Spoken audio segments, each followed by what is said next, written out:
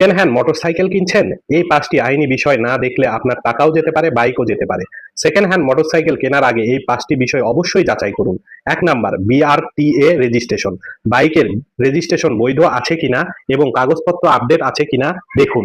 ২ প্রকৃত মালিককে, যার কাছ থেকে বাইক কিনছেন তিনি রেজিস্ট্রেশনে উল্লেখিত মালিক কিনা যাচাই করুন। ৩ ইঞ্জিন ও চেসিস নাম্বার মিলিয়ে দেখুন। বাইকের ইঞ্জিন এবং চেসিস নাম্বার কাগজের সাথে হুবহু মিলতে হবে। ৪ মালিকানা হস্তান্তর ও ট্রান্সফার সম্ভব কিনা। অনেক সময় কাগজে ঠিক থাকলেও মালিকানা ট্রান্সফার করা যায় না, আগে থেকে তা নিশ্চিত হন। ৫ চুরি ও মামলাজনিত ঝুঁকি আছে কিনা। সন্দেহজনকভাবে কম দামের বাইক কিনবেন না। চুরি হওয়া বা আইনি জটিলতা থাকা বাইক কিনলে বড় সমস্যায় পড়তে পারেন। মনে রাখবেন, শুধু বাইক দেখে নয়, কাগজ দেখে সিদ্ধান্ত নিন। সেকেন্ড হ্যান্ড বাইক কেনার আগে ১০ মিনিট যাচাই করুন, না হলে বছরের পর বছর ভোগান্তি হতে পারে।